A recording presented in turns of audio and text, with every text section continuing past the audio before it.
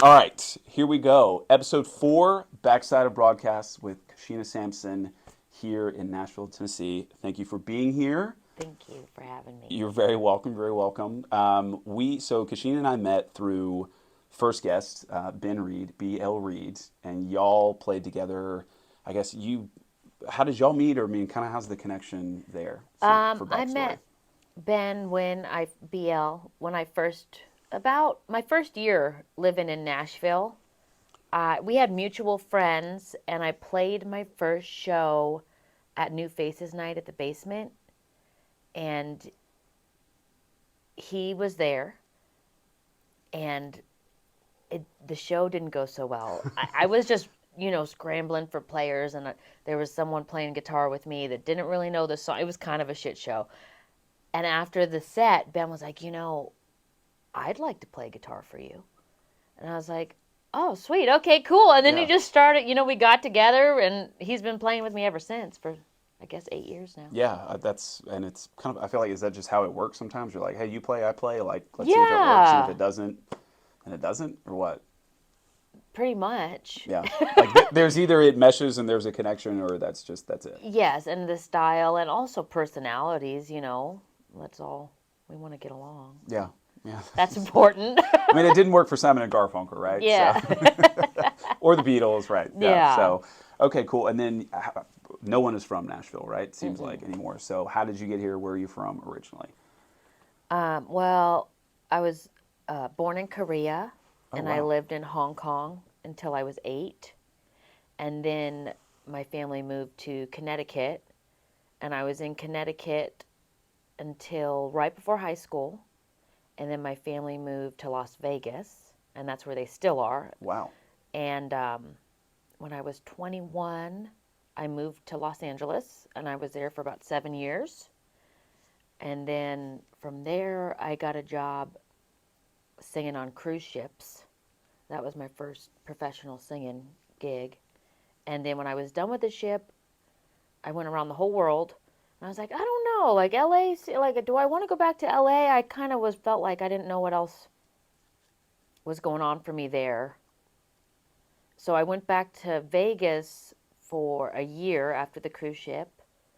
And at that time, I had a mutual friend who had been working with um, a girl. She was Miss Nevada, and she was wanting to be a songwriter.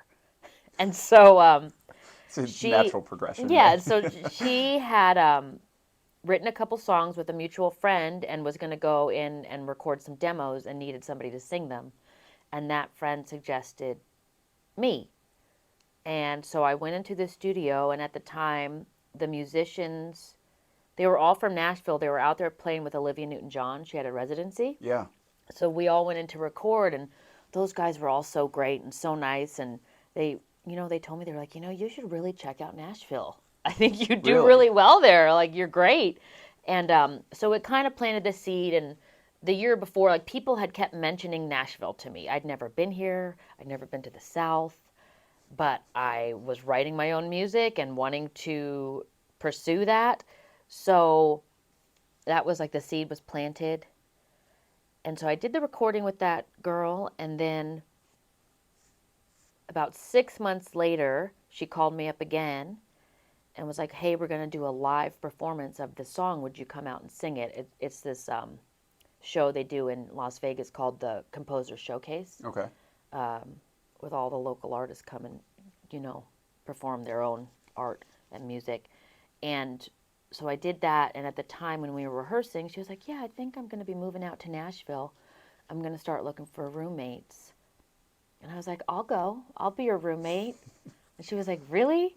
I was like, "Yeah, why not?" Yeah. I just figured, like, why not? Especially after being on the cruise ship, it was kind of like, I don't know, it changes the way you kind of live and look at life, just Yeah, kind I of can like go with the imagine. flow.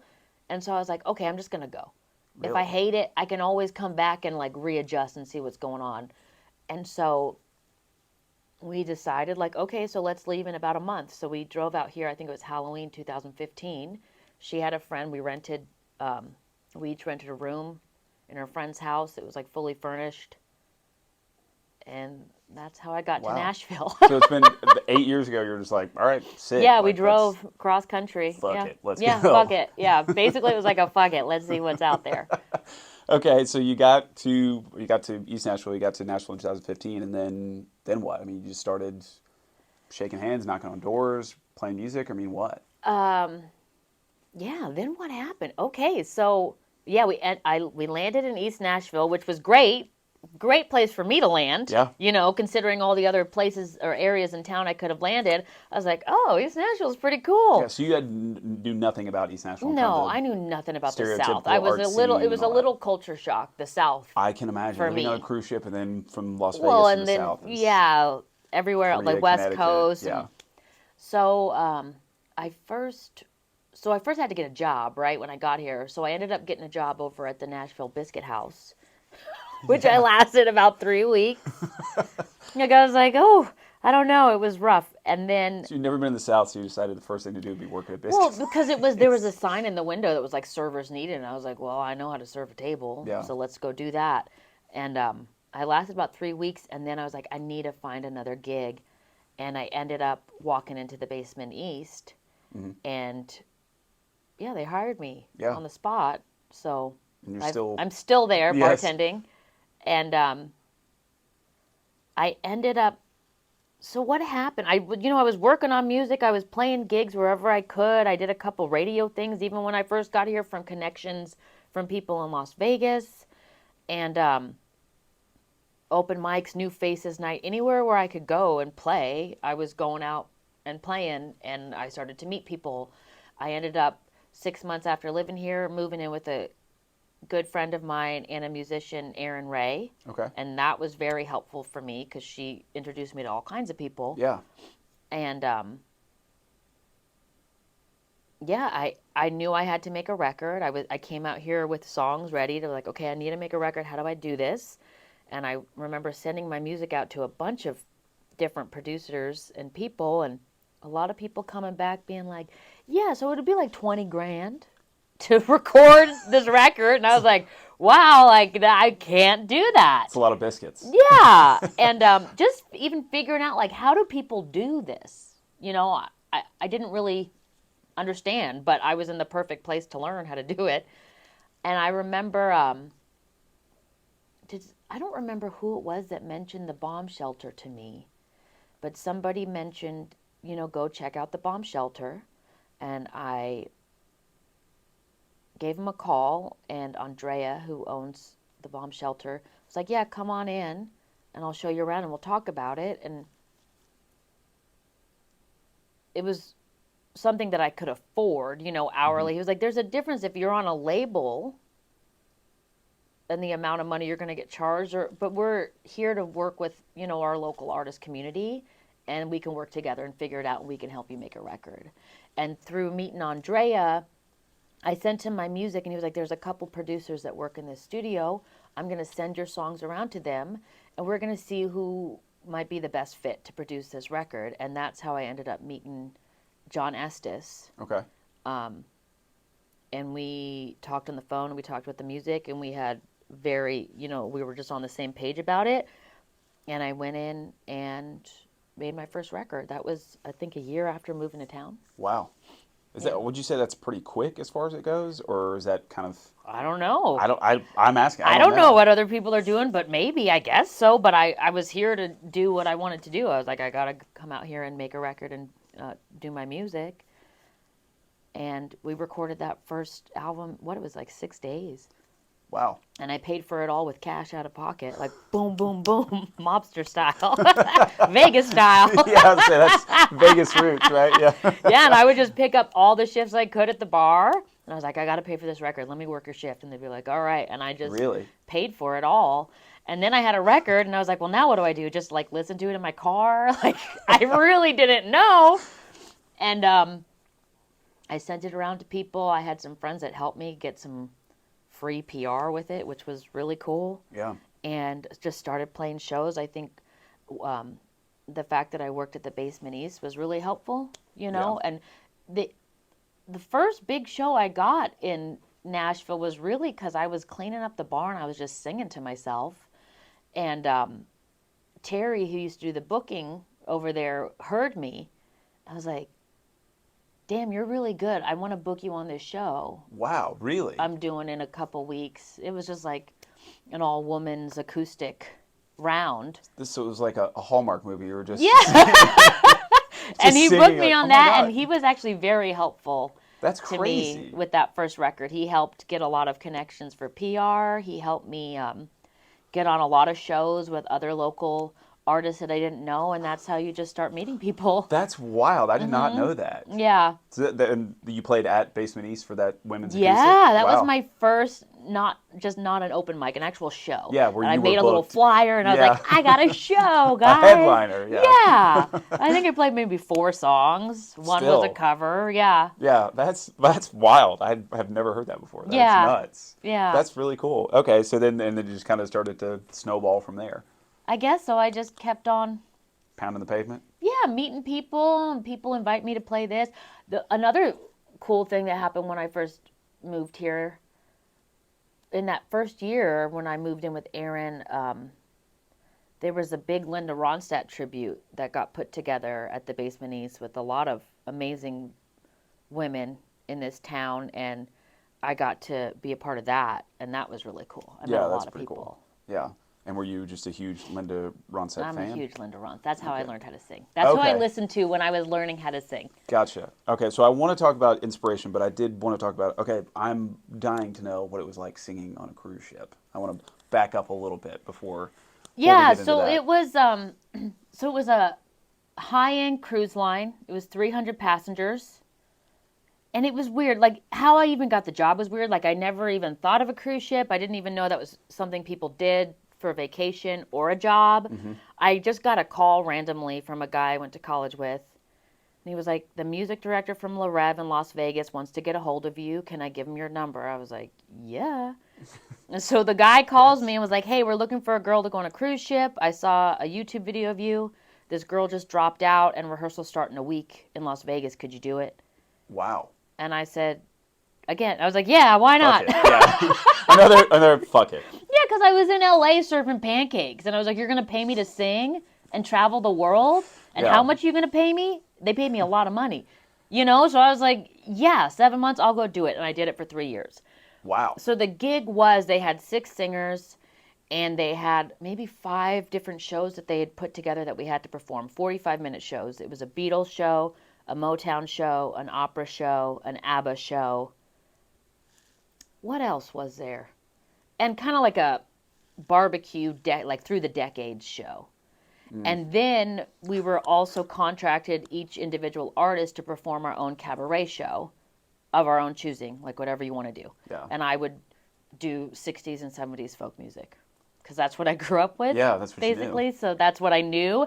And I was really just learning the guitar. I just picked up the guitar seriously a year or so before Yeah. I got the gig. So to me, I had this little songbook, and I would sit there just like, what song am I doing today? Yeah. And so that was how it was. It was 45-minute shows. There were a lot of nights where there weren't shows, and I got paid to like sit in Saint-Tropez and eat a free filet mignon in the restaurant with the guests, and that was my gig. Wow. Yeah. That's so I'm kind of picking up when you said the acts that you'll put together, kind of picking up the clientele that was on the cruise based on some of those. An older clientele. Yeah, and yeah. kind of like you said, it was 300 persons. So it was like smaller, more high. high end. It was high end. Yeah. I think it was like minimum $10,000 for the cruise. Whoa. It was a very high end cruise line. Yeah. Wow. So I mean, you'd be like 4 days on, 3 days off, or 6 days on, 1 day off. It just kind of varied. Like on the boat or Yeah. No, I mean as far as like performing. yeah. Yeah, like a 10-day cruise if we had, 6 shows. Yeah. We did the 6 shows, and besides that, I mean the show started at I think 10 p.m. was when the show was. So the rest of the time I was just chilling, Just hanging out. in Greece, just like, all right, here we are. What are we Yeah. doing today? It was really amazing. I saw the whole world. That's I got awesome. paid to see it. That's awesome. I'm just trying to fathom this. And then you just lived on the ship and you just kind of free room and board or what? Yeah. That's nuts. But it would only be 10 days, so you would just commute from Vegas, or I mean, how would it? No, I lived on the ship. like literally year round. So it was lived an on the ship. 8-year contract. So you pack your bags and you get on the ship, and you're on that ship for 8 months. Wow. Wow. And the first contract was done, and for the next contract, they were going a bunch of places we hadn't been yet. So Yeah. 3 of the other singers were like, "We're just gonna stay," and I said, "Okay, I'm gonna stay too." So my first contract was 14 months. Like I didn't leave the ship, Wow. and then I came home for 6 weeks, and then went back out, and then I was done. But 6 months after, I was like, "Oh, I need a little bit more money," so I went back. Just when you thought you were I out. did one last contract. Yeah. Wow, that's nuts. So that was like your first paid kind of performing gig from there, really. I mean, as far as maybe not Well paid. well Yes. paid. Right. Yeah, well paid. I'd been performing my whole life, really. I have non-tip jar. Yeah, both my sisters are singers and songwriters, and we grew up singing together. Okay. And I was going to ask you, you mentioned Linda Ronstadt, Mm-hmm. and that was kind of, I guess, a little bit of inspiration, but it's a family trade, or what is it from there? Well, yeah, I guess so. My grandmother sang, so it's from my father's side, really. Well, my mother's side was musical too, but vocally, me and my sisters, we all sing. We grew up doing 3-part harmony.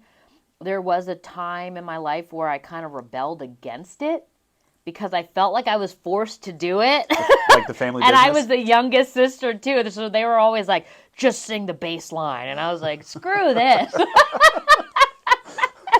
And I'd be getting like pushed around on stage, like, "Come on, Kashena, get your part right." And I was like, Wow. "Oh, I don't want to do this." And that's kind of why I went to LA for a minute. I was like, "I'm not going to do music. I'm going to go act."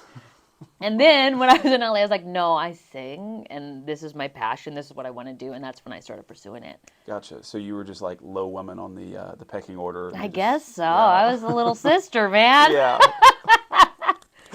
But Linda Ronstadt, yeah, that is. So when I was in LA, I always had like I have a big voice, and I'd always had vocal lessons growing up. I think I started when I was in 3rd grade.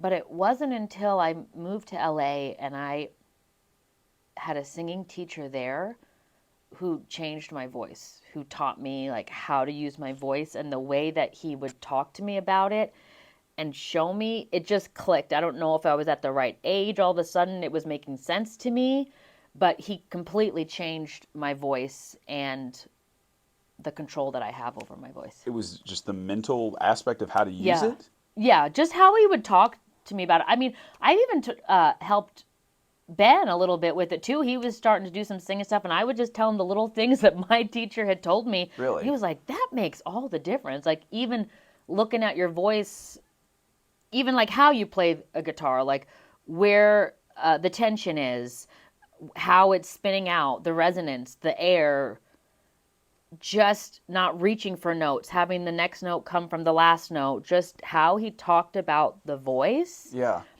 And he was so beneficial for me and so amazing. He would say like, "Okay, just pay for 1 lesson and I'm going to give you 6." And I would be there like 5 days a week. Yeah. Like just working on my voice. That's wild. And so it was just kind of, it was everything, just the mentality of it, just how you structured it. I mean, just the whole, I mean, it was just the more exercises and more, just these little things that he would tell me to adjust, or the way to think about it, that just changed everything.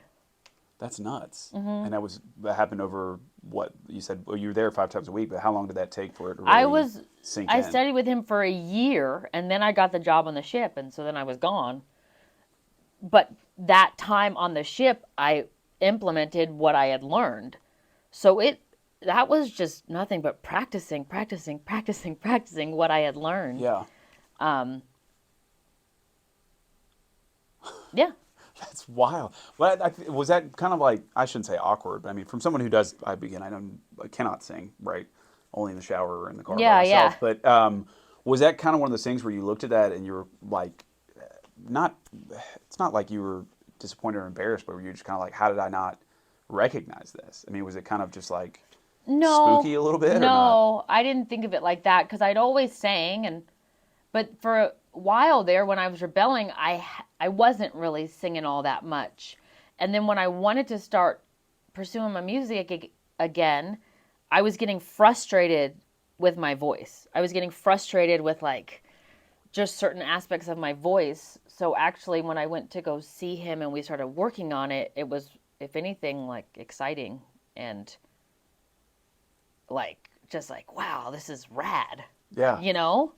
Just like you had a whole new tool or a new, Yeah, and I it was, guess, I enjoy opened it. up. I enjoyed singing.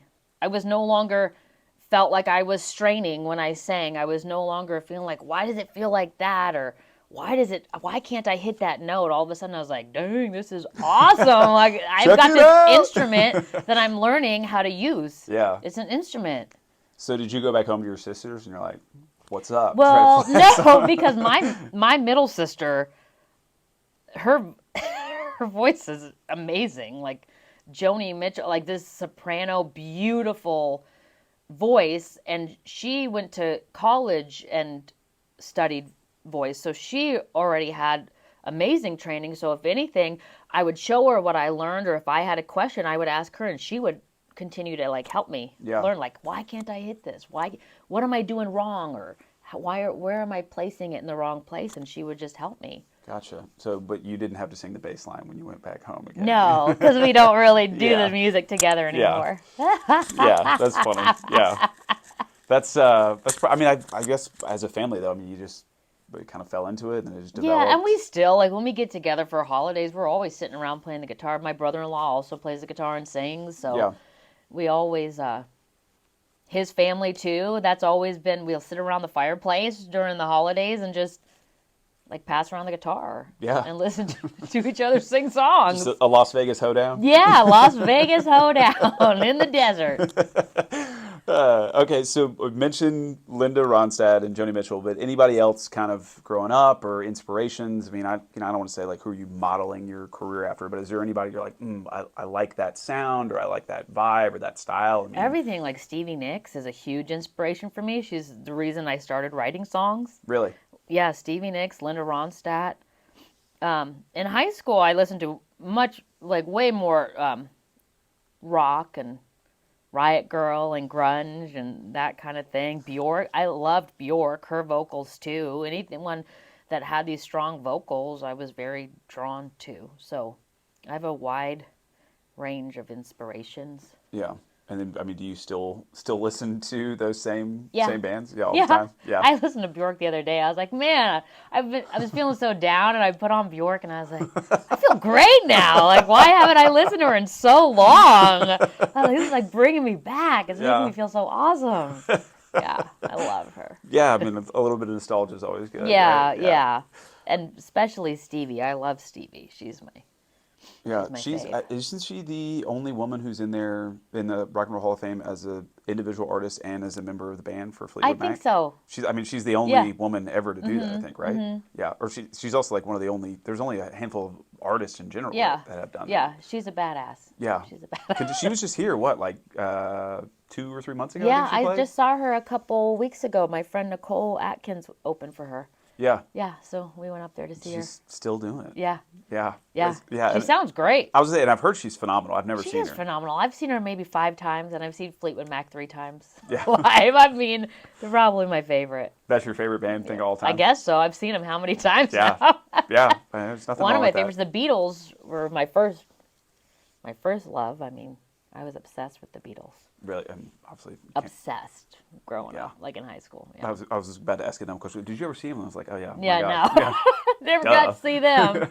Yeah, for a variety I of saw reasons. Paul McCartney, and that was cool. I've heard he's also Yeah, phenomenal. he was phenomenal. Yeah, but, like I've had friends that've His seen him. voice is incredible too. It hasn't. That's what everybody said. That they're like their parents went, Like, grandparents went, one who of had the seen best the rock Beatles. and roll voices Yeah, ever. and they said it's the exact same. Yeah.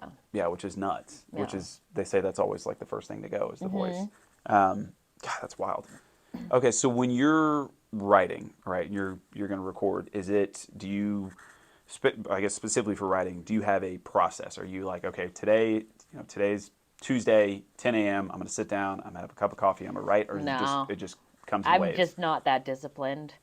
I just thoughts or words or just a phrase comes to me, and then I'll sit down with that and see what it is. Yeah, And sometimes it'll be 2 hours and I've written a song, or Mm-hmm. sometimes it'll be 2 months or 2 years, and then the song's done. you know. And then sometimes I write a song and I'm like, yeah, this chorus is great, but the rest of it sucks. Let me rework the verses and see where it goes, or sit down with some people as well. I started co-writing a Do, bunch with the last record. do you ever? I mean, when you said you're ready, like you're like, oh, the chorus is good, or this opening line is good. Do you ever build it around, like if you're like, okay, the opening line is good, I can build off of this, or the chorus is catchy, is true, I can build around that, or is it just whatever comes out comes out? For me, I mean, I just go with what I have and see where it goes, and see. It's usually based on, experience of what I'm going through probably at that moment when I'm writing a song or something that I've dealt with in the past. And usually when I start tearing up or crying, that's when I feel like, oh, yeah, that's it. That's what I'm trying to get at. That's meter. the heart of it, right? That's the message. That's the language of the heart. Yeah, that's when you know it's really art, right? When Yeah, it's emotional. I guess. Yeah, I mean, not all the songs I have are emotional, but, or you just, I don't know, it's just a feeling, and then maybe I have that feeling and then I sit down with it later. I'm like, oh, this song sucks. I think everything I do sometimes sucks. I think it's just being an artist, and I have to sometimes play it for somebody else, and they're like, nah, that's actually cool. That's Really? good. Or, hey, that is great. What about just switching this? And I'll look at that and think, and I'll either do it or be like, no, I think how it was is good. Yeah, I don't know if that made any sense. No, I mean, it's so I've asked that question because we've had other people, and some people are like, yeah, like I'm very disciplined. Like I know myself. I get up. I put my phone down. I take out a notepad or my computer or whatever, and I just write what's on my brain. Like I just get it all out there. What's been helpful for me, especially with this last record I just finished, I did some co-writing, and I don't think everyone meshes. You know what I mean? You're not going to be able to write with everybody in a way that feels like, wow, that was great. But there was, a handful of people that I did work with. One in particular, Caroline Spence, my friend, and she was really helpful to me because her brain, it's way more organized than mine. Like I'll have this feeling, and this is the feeling I'm trying to get out, and these are the ideas, and I splat them out. Yeah. And she was very good at like taking them and typing them and having it in a list, and let's pull from this. And I was like, that's incredible. Because I'll have like 12 notepads with like different notes. And that's all one song on, like, spread out on 12 One different. verse. Yeah, one verse across 12, Yeah. 12 pieces of paper. Yeah, like it's kind of chaotic in my Yeah, we've all seen the in picture of my mind. Einstein's desk. Okay, Yeah, right? yeah. Yeah. Yeah. Okay. Same thing. Same thing. Yeah, so So do you think that's been more helpful as your career's gotten on? Is I guess maybe having someone to bounce ideas off of, or I think co-writing? it's always helpful to have someone to bounce an idea off of. Really? You know what I mean? Why not? There's plenty of songs that I've sat down, I've written by myself, and I'm like, that's it, but why not bounce an idea off of Yeah. somebody else? I think two brains are better than one. Most of the time, right? Yeah. Or at least Maybe. they equal one brain. Yeah, or at some sometimes if point. it's not, find another brain. Yeah, I have a rule that if I'm the smartest guy in the room, I'm probably in the wrong room. Yeah, but so. it's always good to bounce anything off with somebody else, I think. Well, and a lot of people that I feel like, I say this like I'm in the music industry. I'm not at all. But a lot of people that I've talked to are very much like everyone at some point just has a circle, right? Like they have either a big circle or a small circle, but they have people that they can say, tell me if this is absolute shit, or tell Yeah. me if this is absolute gold. Yeah. Or if it's somewhere between, and it could be one or the other based on a few tweaks. Yeah. So, but that's, it sounds like you kind of have that around you, is like maybe with people you moved here with or that you've co-written with that are very much honest feedback about what it is. Yes, I think so. Yeah, which seems to be very important in Yeah. this journey. I guess so. But then at the end of the day, if I like it and I think this is what I'm trying to get across, and that's cool too, I guess. Yeah.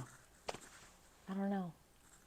I mean, it's that. I mean, I feel like there's a whole other level of then it's like, okay, what is art? What is the goal? If it's the goal is to, but the risk of taking shots at a lot of people, the risk is just radio plays and sell records. I think we know the formula for that. Yeah. For Yeah. the current state of radio, neither here nor there. But I think we understand that. But if it's just to create or to make music or make yourself happy or have a creative outlet, then And something that I enjoy singing and it feels true to me. yeah, I mean, I guess that's why I keep writing too, because sometimes now the songs that I've been singing forever, I'm like, I'm kind of bored.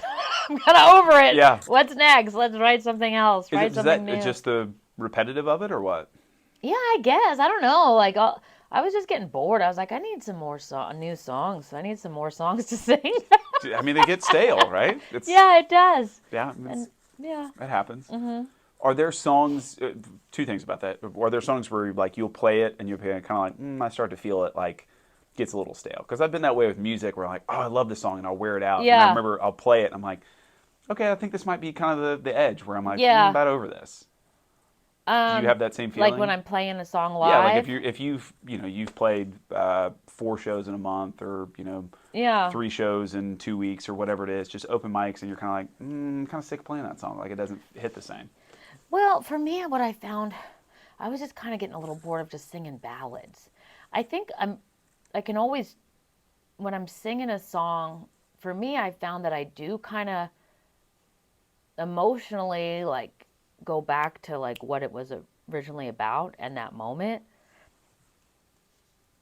But sometimes I can just like autopilot it in though. You know what I mean? Yeah, That's kind of normal with any job. yeah. Just Sometimes check the you're clock. just kind of not really. Yeah, some gigs are cooler Wrap than it others. up. Yeah, some are better than others. Some are like, well, I don't know where I was, but I guess we played a show. Yeah, yeah. It's like that sometimes. Sounds like we were Yeah, there. but I was doing a lot. Like this new record I have that's going to be coming out, I don't know when. Just a lot more up-tempo songs. I have a lot of ballads. I think it's easy for me to sing ballads, or kind of I lean more towards ballads, but I was like, I'm getting bored. I need to rock out a little. Well, you mentioned, and like I've seen you play several times, and like you do have a huge voice, right? And it's so maybe to highlight that, it has to be a little bit of a ballad, but that doesn't mean that anything else is kind of off limits. Yeah. But yeah, that's interesting that you kind of like, sometimes like, I need a rock. I was like, I got gotta an get the electric lead out. guitar. I Yeah. was like, let's do this. You got to get the lead out sometimes. Yeah. Yeah, that's so. With that being said, is there one song or one kind of ballad or whatever it is, whether it be a cover, whether it be one of yours, that you're like, every night or every time I play, I'm looking forward to this specific song? No. That's an honest answer. That's fine. I mean, it just depends on the day and the moment, and it's usually like the newest song Yeah. is the one I'm the most excited about, Yeah. Like right now, I have a couple shows coming up and we're playing all new stuff. I don't even want to play the old stuff. That's Yeah. that's your prerogative as an artist. I mean, that's Yeah. what it's all about, right? Yeah. Continue to create and evolve. But yeah, there's nothing wrong with that answer. Yeah. I mean, I guess it varies sometimes. Where I guess maybe if the crowd's a little more lively, you're like, all right, here we go, up tempo, like something that's good. Or if they're just kind of like sitting back and enjoying, you're like, all right, I'll just ballad this shit. And let's go for it. Yeah. Yeah, that's wild. Yeah. Okay. You mentioned new music coming up at some point. So you're in the process of recording. You've written songs. Where are you at? I finished recording. We finished when was it? In June. Okay. And it's great. It's an awesome record. I'm really, really proud of it. I'm still paying for the recording. You know what I mean? We're trying to pay that off financially. Everything's more expensive now. Like life is more expensive. It's weird how that works. Yeah. And I've just been in the process now of just sending it around to folks and trying to get a team around me to help with the release. Yeah. To be strategic about it. And there's no mafia money involved in this. No mafia money this time. And yeah, so that's where I'm at with it. Okay. I still haven't even gotten it mastered yet or anything. I just don't have the money. Yeah. Yeah. I get it. Yeah. What does it have a name? Right now, I'm thinking that I'm going to call it Ghost of Me. Okay. Is that because that's one of the songs? Or is that it is the one of the vibe, songs. or? Yeah, it's the title song, and it is very much the vibe. I was going through different options for the title, and then when I landed on that, I was like, yeah, it's kind of the vibe, and the guys that recorded with me were like, yeah, it kind of fits the whole vibe of it. So I think that's where we're at with it now. Okay, very cryptic. I like Yeah, it is. it. It's darker. It's a Cryptic. lot darker. And Well, I yeah, mean, it's September, right? We're about to get into spooky season yeah, here. yeah. So yeah, that's That's my favorite season too. okay. Got it. I feel like I gathered that. But Yeah, yeah. I saw a post the other day, and it was something about girls that like spooky season and serial killer documentaries or something, and someone wrote on it like, yeah, just another basic chick or something. It was like, dang, maybe I'm basic. All right. I was like, I just like it. Sorry. No, I mean, you're talking to the guy who just had nothing else to do, so started a podcast. So Yeah. I was I'm like, the I like statistic as spooky well. stuff, so I mean, it's not even spooky, Gives a really. shit, Yeah. right? I was like, basic? Yeah, What? yeah, yeah. Who cares? Says the person who can't have any fun. I know. The Yeah. internet sucks. The internet is it's the worst. It is the It really absolute worst. is not my favorite People on thing. the internet are the most fearless people because it's just the keyboard warriors, man. Yeah. And it's like you have nothing else better It's to do. really wild. There's nothing else better to do. Yeah. It's wild. I cannot imagine what it is like as far like just people that like yourself that are artists that are creating things. I mean, everyone is an expert. Everyone Yeah. could have done it better. I just cannot. Like I've experienced it in a minuscule amount, and that's just because like in this freelance career, I've played around with TikTok and this and that, and people are like, "This is dumb." I'm like, "Well, Wow. I thought it was kind of funny." You know, I You're like, know. "Why are you being so mean to Like, me?" chill out. I don't even people. know you. Get a life. Yeah, I don't like the people that like yourself and artists that go up in front of people Yeah. over and over again that are in person. I don't even know why I do it. I mean, every time I'm gonna play a show, I'm like, why am I doing this? I like stress out so much, but then I love it. I love Yeah. singing. So, but I'm always like playing a show, and I'm like stressing out. I'm like, oh my god, why am I chose to play this show. Like I put this show together. Consciously, Oh my god, yeah. I was like, this is a good Let's play idea. a show. And then I'm like, why am I doing this? Take me back to the Biscuit House, right? Right? Yeah. No. Yeah. Please don't. Well, yeah, that's funny you mentioned you were slinging pancakes and biscuits. I guess just big breakfast food. Yeah, I mean, breakfast gigs are pretty good gigs. I've heard that. I've heard they're pretty simple. Yeah, So yeah. got it. Okay, so Ghost of Me is mixing it, coming out. Do you think it'll be before the end of the year or in 2024? I'm thinking 2024. That's cool. Yeah. Yeah. And how many tracks? How many songs? 9 songs. Okay. Yeah. And Ghost of Me being more, I don't want to give away the whole cryptic vibe, but it's just kind of reflecting time in Nashville, time in relationships. I mean, what is the Ghost of Me? What is the Ghost of Kashena Sampson? Oh, that's an interesting way to put it. I mean, the song Ghost of Me is, I mean, it's about doing what I'm doing, trying to pursue my dream and my musical dreams and this career, which is the word career. It's not easy just being an artist, but wanting to maybe have a career with it is not easy. And I work in a job where I'm constantly, surrounded by live music, which is awesome. But I'm also sometimes I'm just, serving the drinks, watching people do it, and trying to get the help that I need to be able to do this full time. It takes time, and it's not easy. There's so many people that do this and do it well. So that's kind of what that song is about. It is about my journey in this business. Did that make any sense? It did, yeah. You mentioned if the emotions are tugged, then it's probably a good song. I'm kind of like, I mean, it shit. can be hard. I'm out there, serving drinks, and a week ago I had a meeting about my music with so and so, and now I'm serving them a gin and tonic and trying to be like it's all cool when I'm doing it. It can be really hard and defeating, and you're like, dang, I hate having to serve you a drink. I wish I could just be playing some music for Yeah. you right now.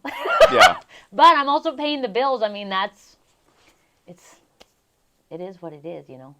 It's, I mean, it's a, sounds like it's the catch-22 of you got to pay your dues, right? Like it's very much you got to scrap, you got to claw, you got to cut your teeth, whatever Yeah. analogy you want Yeah. to use, and it doesn't matter if you have a passion for music. The rent is due in the first. Exactly. Yeah, I mean, Yeah. you can't And sometimes you just can't get eat burnt. You dreams. get burnt out. You get burnt out on it, and it just depends on, you know, the day.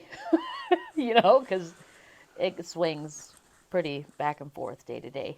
Yeah, and it seems like in Nashville it is very much like because there's so many people, it's such a "what have you done for me lately" type of place. At least from kind of outside looking in here, it's very much that was a great song you put together. Do you have five more? Or yeah, you know, we needed six of these. Four were good, but we really need two more. It's like I gave you six songs. Like it's not easy to just pop out six songs. Yeah. Well, now they're really like, well, how many followers do you have on TikTok? Yeah, yeah, yeah, Which I guess, oh, that's the game. So, yeah. but that's really what they care about now. Oh my god, yeah, it's so annoying. Like I did some past work and I interviewed some people and they're like, you know, if you could uninvent one thing, and everybody was like TikTok, social Yeah. media. Like I didn't move to Social Nashville media. to do TikTok. Yeah. I moved to And Nashville to make records. that it is it's a struggle. That the whole social media thing, it is a struggle, and I think it is for a lot of artists. I don't know that I've met any artist that's like, I love making videos for Instagram. Like nobody. Yeah. Um, I, I don't. I'm like, you really want to know like how I made my salad? I don't know what people like. That seems so self-absorbed to me that I really don't understand it. Yeah. Do I want to share my music and sing for people and have them listen to my music? Yeah. Is that self-absorbed? I don't know. As an artist, do you create art for people to enjoy it and to connect? But the social media thing is a trip, dude. Yeah. I get way more likes on like a post of my dog, you know, or like here's me in a swimsuit. Now you like it. But if I sing a song, people are like, two people are like, yeah, that's great. And I'm like, all right, what am I doing? So it sounds like I need to get a dog and start posting thirst traps. That's the secret. Yeah, That's the inside that's really secret. it. Get in a That's- bikini and dance around with your dog, dude. You'll get That's- so many followers. To all new artists listening, It's here's the here's truth. the advice: thirst traps and animals. Yes. Yeah, that's what it Yeah, is. what's your dog's name is Otis? Is that right? Otis, yeah. Okay, I've seen. I think I've liked Yeah, one of those because pictures. he and like, gets. I know that he's guy. very popular. Like I've seen that following you on Instagram. I'm like, Yeah, I know him. That's yeah. all it's just, you know, Otis and music. That's all I really care about. Yeah, social media is an absolute trip, and it's like it is crazy. It's like okay, cool. It's Friday vinaigrette time. Like, and you post Well, that. it's interesting how the leap that happened during COVID and the pandemic, when everything was shut down, and just the leap that social media did take, it's a little overwhelming. Where Yeah. it is everything now. Where before I remember being like, yeah, you know, Instagram. Well, I don't know what this TikTok thing is, whatever. And now it's like the world. I feel like it's the everything. Yeah, I think that's a really good point. I don't think a lot of people talk about is that when you couldn't go anywhere. There was nowhere to get in touch with people other than a phone, right? Yeah. Then that's what everybody did. Everybody just retreated to a screen. And it's very lonely. Yeah. And it's very addictive. I mean, even with me knowing that it's not great for my mental health, it wastes tons of my time. I always feel worse afterward. I will sit there and just scroll. The doom scroll. It's like an addiction. And I don't even know what I'm doing. I'm like, I went to my phone to check the weather and now I'm on Instagram. Like, what am I doing? Or like, could I read a book? Could I have done anything Right? else? So sit down. So I'm like, have to make my, like, go into the other room and play your guitar. Just sit down and play your guitar. I have to like make a conscious effort. Like, go play the guitar. Go for a walk. Get the phone away. Yeah. but it's not easy. Oh no, but I mean it's wild. So it's I heard somebody say one time that there's a reason they call people on social media users because it is like straight up like Yeah. I mean there's sometimes where again you play around with it or you're like oh I'll see what my friends are doing or I'll make a post or like I'll see what and then all Yeah. of a sudden it's like I've why am I watching how to make Yeah. sourdough again? Like why am Yeah. I watching someone Well, I build a do pool in like the the woods? recipes. I The like the recipes are recipes. great. That's cool. I mean, I want to learn how to make that stuff. But some other things, if you're feeling like, look at this amazing life everyone's living, and I'm just sitting here like a loser, and you're like, this is not reality. Yeah, that's not reality. Yeah. But it can get you. Yeah, I mean it's very easy to fall into the trap, right? And it's kind of I feel like especially this summer, I feel like everyone I know went to Europe. Yeah. Everyone I knew went to Europe. I was like, are people going like was there a Yeah. was I not invited? Oh my Like God. it was I and some people went like okay, it was like oh well, our family took like my dad retired and we took a vacation or like Yeah. you know my best friend from high school got married or something like it was Cool, like yeah. people weren't just like fucking off to Yeah. Europe, okay?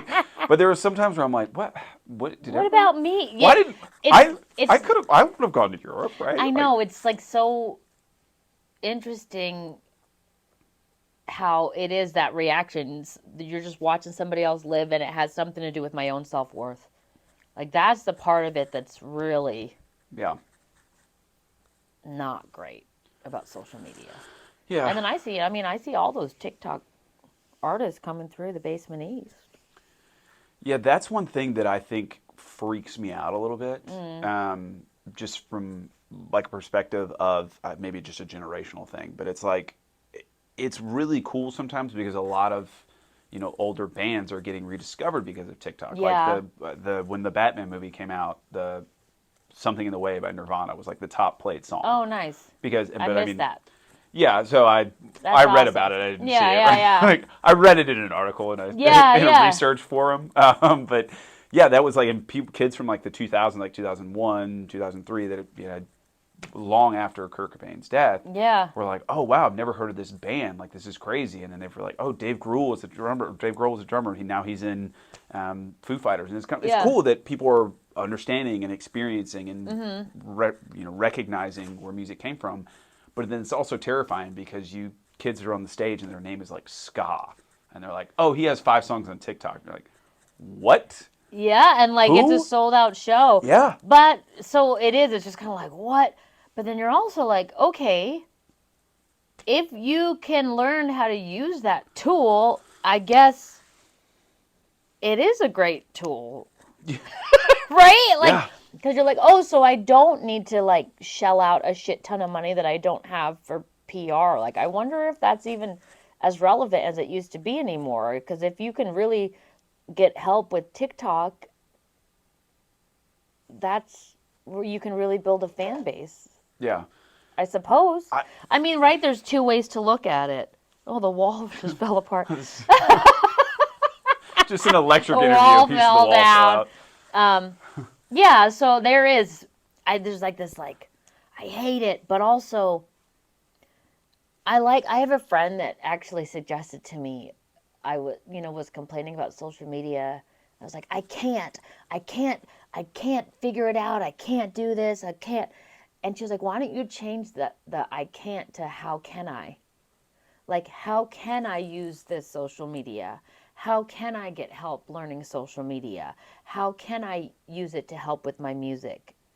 And it changed a lot when I thought of it like that. But still, it's like not easy to like, I have to make a conscious choice and decision every day to like think about it that way. Yeah. Well, the other thing too is it's such a like you're saying it's a double-edged sword of like it's terrible for your mental health. It really is. And it's not easy to just like making a video, making content on there. It takes a fair amount of time. Like It takes so much time. yeah. You know how much time to sit down and just like record maybe it doesn't take that much time for everybody, but there's so many times where I'll like record a song and then Otis starts barking like crazy and I'm like, damn. Or like I run out of battery. Yeah. Or I messed up like the whole second verse, and how many times I have to redo it and readjust, and I'm just like, this is so Yeah. Like, It shit, is really man. time consuming, but Yeah, also is the fact that I am able to do it is kind of cool too. yeah. But it's a double edged sword where it's terrible for your mental health. It takes a long time, but then because of the world that we live in, how else are people going to discover? How else are people going to know? How else are you going to create interest? Like you're saying, I mean, before COVID, social media was very much. It felt like for artists at least, it was, here's where I'm playing, Yeah. here's a new song. Um, See you at the show. yeah, see you at the show, and it was you were active enough to stay in the algorithm or whatever, but it was Yeah. not. Here's get ready with me. Here's my shoes. Like Yeah. here's my And skincare I'm like, routine. I don't want to do all that. Yeah, it's. I mean, some of the, like it's in a way for me as a fan. It's kind of cool because I feel like a lot of artists sometimes I'm getting to see a lot more of them, like their families or what they're doing, which is kind of surreal because I'm like, I've never met Yeah, you. but I think there's a part of that that's like I've never really liked that. Like when I've admired an artist, like sometimes if I know too much, then I'm like, I don't like this anymore. Never meet your heroes, right? That for real, like I remember being like, oh, that's what you talk about? I'm not into it anymore. Like I just liked the songs. I just liked Yeah. the music. Yeah. You put ketchup on your steak? Get the Yeah, hell away like from now me. your songs are like totally different to me. Like this whole idea of what I thought this was is not what I thought and I'm not into it. Yeah, it is kind of interesting sometimes where I mean it's surreal like as a fan you're like I've never met you but I know like what your living room looks like or I know like Yeah. that your daughter is 5 years old and starting Yeah, preschool that's and it's kind of weird. like and it's not overly they're not like here's my daughter like live streaming their like school bus ride Yeah. but it's kind of like oh that's cool like I remember seeing him when he was a raging alcoholic and now he's a sober father so that's Yeah, exciting yeah. but it's like it's surreal being like I don't know you like I may have met you like you signed something for me or like you reposted a story on Instagram or Yeah. something but like we don't know each other like we're not Yeah. friends No. so it's weird but you're right that is now like the formula is you just have to be just anything and everything you're doing has to go on social Well, media I think even looking for help, the first question I get is like, what are your numbers on social media?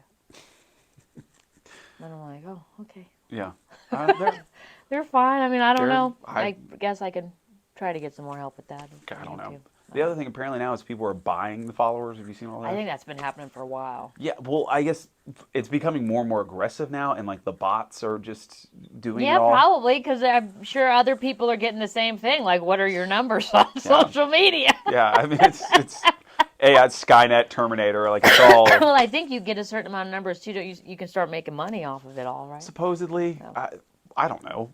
yeah, Yeah, I mean, I don't you have more know. followers than I do. I don't I know. mean, I don't really have that many either. Yeah, I mean, I don't know. It's ridiculous. Yeah, Either way, I don't have so enough to make any money off of it. I don't either. Yeah. But that's I haven't posted any bikini pics yet. So Well, yeah. maybe now that summer's over, it's gonna be even tougher. Well, So. just do it. I miss my. Maybe this is yeah. You can still do it. The, There's still the, time. the wintertime bikini, that's where Yeah, the thirst traps yeah, are, really. yeah. Okay, a couple more questions I want to ask you about as far as we've talked about it a little bit, but least favorite and favorite thing about being an artist. Obviously, social media and all that we talked about, maybe one of the least favorite, but anything like just frustrations people would not really think about as far as being an artist goes.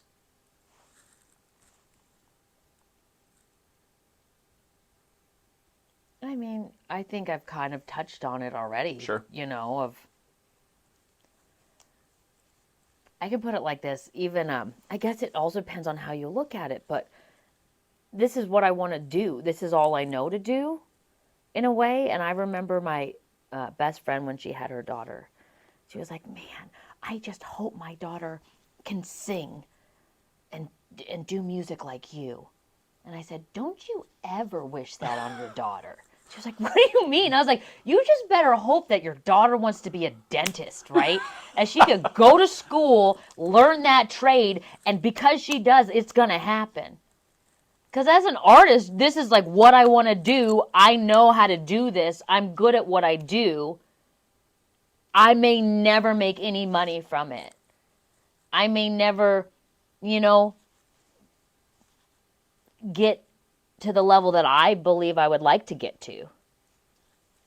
There's no guarantees in it at all, you know. Yeah. You just have to do it because you love to do it. And sometimes it can be hard because I want to be out there more in a way, and it's hard for me to, I don't know how to go about doing it. I don't know if that made any sense. No, that's the war of art, right? Yeah, so that's the struggle, is trying to, get the help. Because I do believe it does take, a team. Because I believe an artist is one part of that team, because there's so much other things that go into the business of this, that some artists do have all that in their brain and are able to do all those roles, but I don't believe a lot are able to do all those roles. Yeah. And I think nowadays, because of social media, it's kind of like you're expected to do all these roles. And if that's not your strong point, or you don't really understand how to do it, then oh well. Right? Too bad, so sad. Yeah. Figure it out. Yeah. Yeah. Okay, so what's your favorite part? Creating and creating. singing. I mean, when I sit down and I write a song and I know it's good, like, that feeling is amazing. And just singing. I don't know. Like, just singing. I just love to sing. Yeah. I mean, truly just doing what you love, the art of it.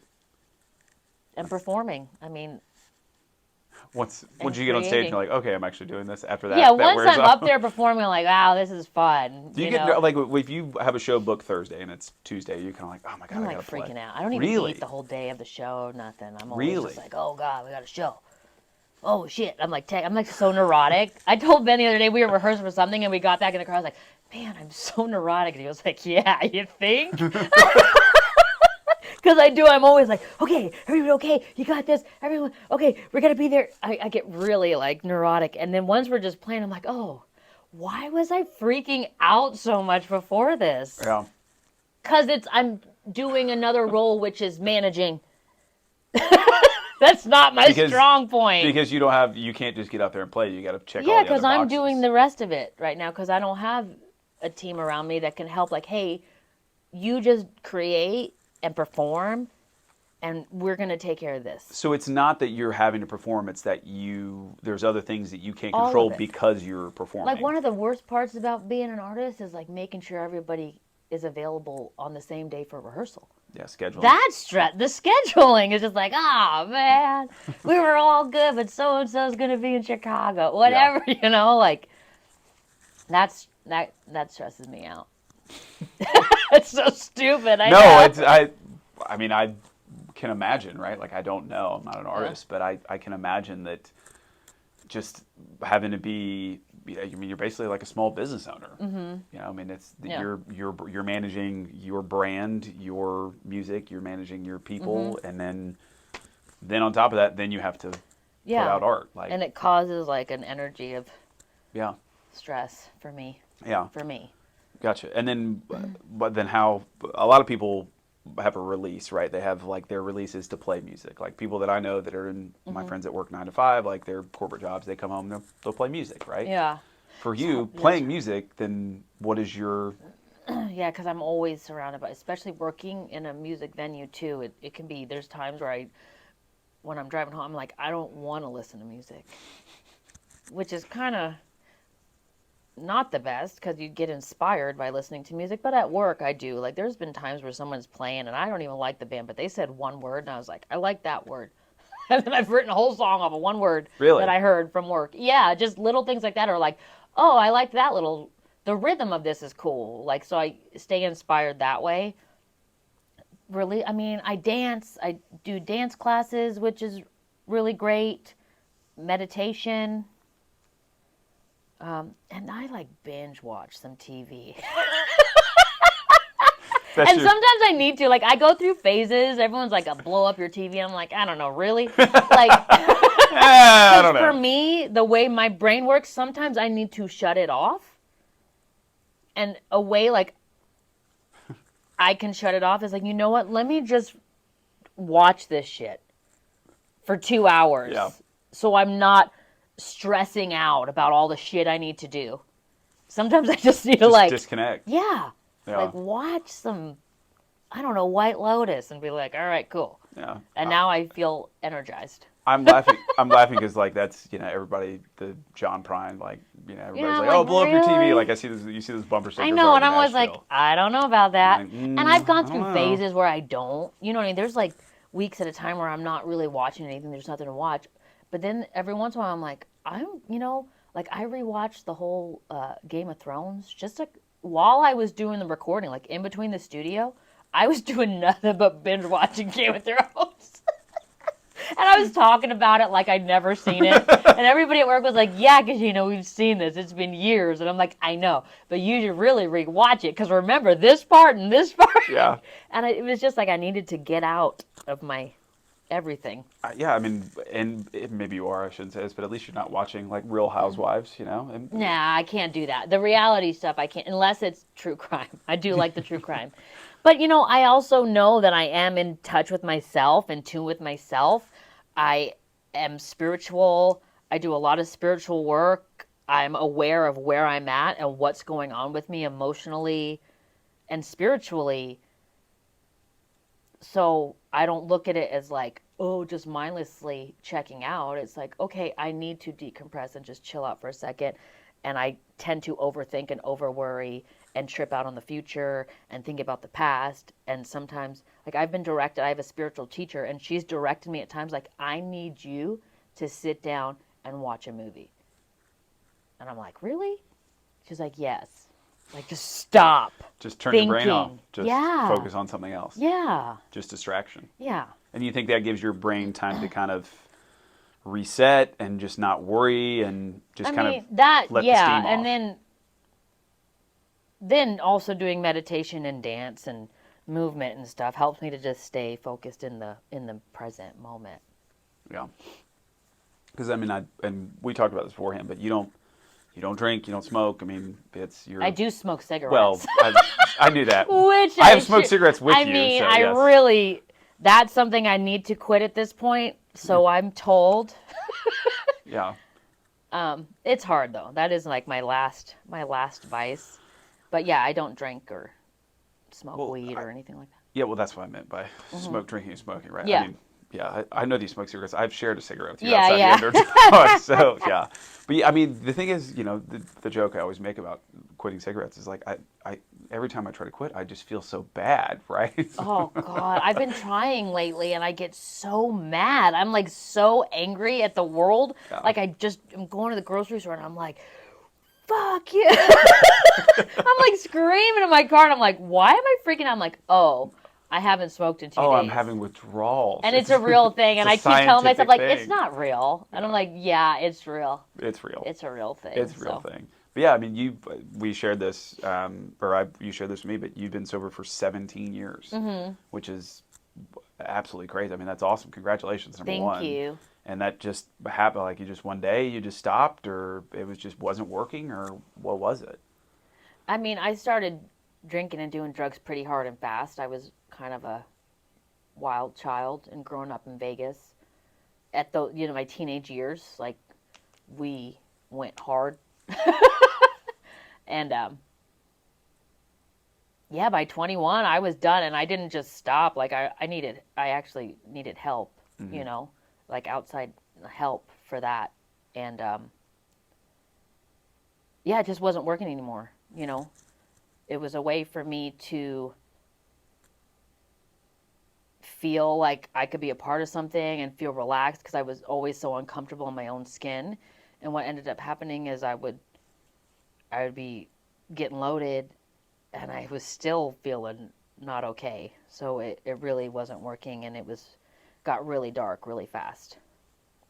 And so, yeah, I just got help. Good. And I've stayed sober. Good for you. That's awesome. Mm-hmm. Congratulations. We've had, again, other people talk about it, and it's just, if you know, you know. And yeah, it was just one day that I was like, I think I need help. Yeah. And I went and I got that help. Good. That one day. I don't know why. Yeah. And I just continue, doing what I did. And I've been curious about this because some of my favorite artists are sober, but they're still, around it. Is it hard? I mean, you're a bartender. Yeah, isn't that wild? I've been around alcohol my whole sobriety. Is it like, And I don't, again, is No, it it is. tough? It just no. At first, it was, but once I, started building like a spiritual practice and found other solutions for the problem, because alcohol was my solution for my problems. That's why I go, if I'm looking at, guzzling some booze or watching TV, let's just watch some fucking TV. That's how I look at it, right? Like, you know what? Everybody's got shit. Life hands you a lot of shit sometimes, and it's hard. And what I would do is I would try to solve it with alcohol and drugs, and that stopped working. So I have other solutions for that now. I reach for getting help from people, talking to people, spiritual practice, meditation, yoga, music, something else, knowing who I am. So now I don't even think about it like when I'm serving alcohol. Like it's not even, I don't even realize, oh yeah, this is alcohol. There's been moments in my sobriety where I've been in a really dark place or a lot of heavy shit's been going on where it has been a little like, ooh, this is feeling a little sketchy. And then in those moments, I've made sure that the community I have around me is close. And the people at my work and everything, I've always been very open about my sobriety to people. So that helps me to have accountability in those, no, everybody at work knows that I don't drink. Yeah. We got a new beer or something. Like I never had a craft beer. That happened like after I got sober. So I'm like, what does this beer taste like? Like, what is this? Yeah. Tell me what it is, because these people are asking, and I don't know. Yeah. I'm laughing now because I'm imagining tourists be like, "What's this like?" And you're like, "Oh, it's great. I know love they're it." like, Right? "What's your favorite beer?" And I'm like, this one, it's great. Yeah. What do you like to drink? I'm like, I love whiskey. Like, whatever, dude. I don't know. And it's helpful too sometimes, I'm around people and I don't miss it. I don't miss feeling that way of like being high. I mean, the ritual of like smoking weed and stuff, yeah, I loved it. But the feeling of being high, like I don't miss that feeling. Yeah. I'm very comfortable in my skin today. I'm very comfortable with me and who I am, and I'm happy with who I am. I have a relationship with myself today, and I didn't before. And that's why I needed that other shit. And let's hope it stays that way. I also hope Because this. Yes. you never know. But if today I'm not drinking, so that's great. It's always just the next day, right? One day at a time. Well, yeah, because I don't know. Yeah.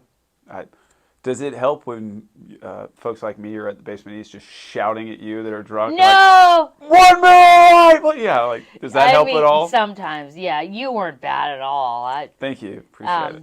But yeah, sometimes it just it actually reminds me of like, yeah, like that's what I used to be like. Like for real. Happy Like to help. I was not anybody that people wanted around Sure. when I was drinking. They were like, get this girl out of here. So I'm like, yep, I remember that. That wasn't fun. Well, the fact that you realize it and have been on it for 17 years is, I think, more than a lot of people can say. Yeah. So that's a good thing. Mm-hmm. It's a good thing. Thanks. Last two questions. Okay. Or could be, I don't know. Yeah. Right? I feel like we've been talking a long time. We have, yeah. I don't know. I mean, yeah. Anyway, favorite part about living in Nashville specifically, or the South, right? And then least favorite part about Nashville. Oh, God. Well, my favorite, the community is amazing. Yeah. I've never lived in a place that has a community like this. Completely agree. I've never lived in a place where it could be also the same thing where anytime I leave my house, I run into somebody I know. It feels like I live on like a big college campus or something. Nashville is the biggest small town in America. It is. And it's the biggest small town in It is America. nice, like going to get coffee and they know me and they're like, yeah, we'll just give you the coffee, which is awesome. All right. And I do that for people too at work sometimes. Yeah. Like, hey, good to see you. Great show. Just take the Miller Lite. It's cool. We're cool. Right. And I love the community. That's the number one thing that I love about Nashville. Yeah, I agree with that 100%. I mean, even like the last guy that we interviewed, Connor Larson, comedian, we work out at the same gym, and he said the same thing. He's like, I go to the gym and I see the same people, and it's like, good to see you. Hope you're well. Get your work in. It Like, good feels, luck. it's Like, a nice feeling. it's a genuine feeling that Yeah. people are like, if you're cool, I'm cool. Like, you're That nice, you're I'm not nice. alone. Even though there's moments where you 100%. can feel alone, like, no, you're not. Like, there's always somebody that, I mean, I don't feel as alone here as I have in other cities, I guess. So, Yeah, I mean, human nature, right, to get lonely. But I will say that it is very much, even if you go out and you don't see someone you know, it just feels, the city feels very welcoming. Yeah, depending on where you go in the yeah. city, but Yeah. city feels very welcoming, and it just feels like you can be yourself Yeah. almost anywhere here. I don't know that I've ever left my house since living here where I haven't gone somewhere where I know somebody. Brag Even about the it. people working, you know what I mean? Like, I Yeah. know them because I'm always in there or whatever. Like, I always kind of, Yeah, but it is. This is the biggest small town in America. I'm convinced. yeah. I mean, And just the artist community and yeah, just the friendliness and the helpfulness. I mean, I saw that a lot too with the tornadoes and everything that happened. Like, the community coming together was pretty amazing. Yeah, so I guess that's my favorite part about Nashville. yeah. That the tornado happened. Like I had only been in Nashville, I think, for 2 months. Oh, wow. Yeah, so I moved to Nashville January of 2020. So got here just in Wow. time for everything to go to absolute shit. First year I lived in It is Nashville. kind of different since then, since COVID and the tornado. It's a little different. I don't think people are going out as much, or maybe they are. I don't know. Maybe everyone got comfortable watching TV. I don't. Yeah, yeah. White Lotus came out, right? Yeah. The first year I lived here, we had the tornadoes, a global pandemic, and the Christmas Day bombing. Dang. In my first 12 months here, 11 months Wow. here, and I was like, well, all Yeah. right then. Yeah. And yeah, I mean, the tornado was, I wasn't even on the east side. I was living on the west side at the time, and I like, you know, let me just brag. I did some volunteer work for Yeah, storm yeah, cleanup, yeah. but it was wild. Like it was just very much, people were like, all right, cool. Like pick Yeah. that up, start moving it. Like I need help Yeah. here. Like here's a Yeah. water. Like it was just very much, if you know, help your neighbor out type of thing. It was Yeah. the community vibe Yeah. was there, Yeah. which is wild. But I have a lot of people like, oh, you got here in 2020. Oh, you should have been here in 2017, 2016, 2018. I'm like, yeah, just a couple years late. Like I mean, Yeah. Nashville changes every day. Yeah. Seems like, but Yeah. apparently before COVID, before the tornado, things were different. I don't know. I'm still having fun. Still feel a community. Yeah, So I still think it is community. I think things always are going to change however they change. yeah, That's life. Things yeah. change. It's change is the only constant, right? Yeah. Okay. Least favorite thing about living in Nashville. We talked about how great the community is. Now let's talk about how terrible Nashville is. No, I don't want to, but Yeah. there's a lot. It's different. I mean, I also come from, difference. Everything is very convenient when you live in Las Vegas, right? You can get anything at any hour of the day. I miss that. Like, I remember moving to Nashville and I went out on Monday and it was like everything was closed. And I was like, why are you all closed on Monday? Like, what's going on Monday, Yeah. people? Or I'll be like, yeah, I'm going to go get something. And it's like, I'm not used to things being closed. Yeah. And the allergies, actually. This is real talk. The allergies here, the worst I've ever experienced in my life. Like, I have allergies 12 months out of the year. Yeah. It's. But debilitating. Like, there's days I can't go to work. Is it pollen, or is it just everything? I don't know. I'm allergic to Nashville. Everything here. Everything. And then September, right now, the ragweed's coming around. Then there's always a bunch of stuff going on in September, like Americana Fest, sing here, and there's so much crud in my vocal cords that I don't even know how to sing through it. I'm just like, I can't. I played some shows in September that I've hit some notes, and my band is like, whoa! Like they'll Hey, now. like on stage will be like, whoa! And it's just all allergy related. So. I'm laughing because it's kind of like welcome to the South. Oh, It- I can't do it. I mean the pollen is not bad here. Growing up in Atlanta, it's very much like it's like the yellow snow. Like Yeah. literally you wake up and your car's just covered and you're like, It's like that here. not as bad though. Really? Yeah, like Ugh. people say the traffic here is bad. It's not that bad compared to Atlanta. I mean, yeah, I grew up in Vegas and LA, and I don't know. Yeah, It's a little the driving is questionable. no one can drive in Nashville in No. general. Yeah, it's really No one can interesting. drive, Yeah. right? But it's what you mentioned that about the convenience factor of, like, you have friends. Friends come visit, like, let's get some late night food. I'm like, cool. It's either burgers or pizza. Right? Like, That's the thing too. Like, can we get like a great salad place somewhere? You know what I mean? Like a a, easy a late night quinoa salad. salad, Yeah, to go. yeah. I That maybe is that is the most that was the part that was really like, whoa, yeah. I don't know what to do. It's 4 a.m. and I have no food, and I guess that's how it is. Yeah, it's literally burgers or pizza. Yeah. Yeah, and maybe like a falafel stand or a taco stand. Maybe I mean, where's the good it's falafel gonna be stand? like I like King downtown. Tut's, like across King Tut's town. is It's straight so good. fire. But it's too far for me to drive. Yeah, but Sometimes I'm like, I don't want to do it. yeah, well, the only like falafel or like hot dog or taco is gonna be like Broadway, and so it's I mean, Oh, you're not gonna go like corners of Broadway, so it's not as if really? you I can like never. roll up park. Yeah, Yeah, yeah, I know. Greek food would be good. yeah. But yeah, it's the convenience factor is. I mean, Yeah. it's just not here. Yeah. Yeah. All right. So new music coming out, or record is recorded, probably Yes. 2024. Yes. What about the rest of this fall? Tours, playing, Americana Fest coming up.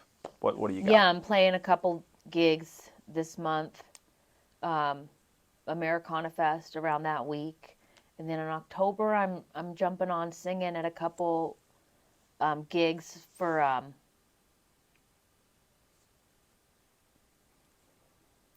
I'm singing at the John Prine tribute. There's a John Prine show Yeah. coming up in October, and then my friend Thayer Serrano's putting on a Twin Peaks show that she's been doing every October, so that'll be cool at the Blue Room, and then just a couple other shows. December I'm going to be playing a show with Lily Hyatt, which will be fun, and then January I'm planning on doing a residency at the Five Spot. Nice. Yeah, I'm just kind of keeping it low key. That's cool. Yeah, Yeah. getting stuff ready for this new record. Five Spot is awesome. I love the Five Yeah, Spot. Yeah. I thought it would be fun. Yeah. So you play once a week at Five Spot? Yeah, Tuesdays from 6 to 8. I think that's the plan. Awesome. Yeah, I will. I've mark never that in done the a calendar. residency. I thought it would be fun. Didn't you? I thought you did one at the Underdog for a little bit. No, that was Ben. That was just you were just kind of there with Ben. I guess. No, I wasn't even there with You Ben. did it like maybe you just did that one time. I played on a Tuesday after Ben's residency, but it was for somebody else's residency. I can't remember. That was one of the shows you were God. bailing in. No, I can't remember. God, I feel horrible. Yeah. As soon as I leave, I'm going to remember, but God, my brain. But yeah, Okay. that was Ben's thing. Yes. And then where can people find you on social media? Oh, social media, just Kashena Sampson. At Kashena Sampson. At Kashena Sampson, I think that's what they all are. And, Yeah. yeah. And I made a little link tree on my Instagram, so that hopefully is helpful. Yeah. Link in bio. Yeah. Yeah. Yeah. Link in bio. No, the link tree. Oh, yeah. I know what you're talking about. So Yeah, you yeah. click on it and it tells you all the links. Yeah, it pulls it all up. Okay. Yeah, That's the a tree easiest of thing. links. The tree of links. The link tree. The tree of links. Yes. Okay, awesome. Kashena Sampson, thank you for being here Thank on you. the backside of Broadway. Yeah, thank you. Thanks for having me. You're very Hopefully it was welcome. good. It's that easy.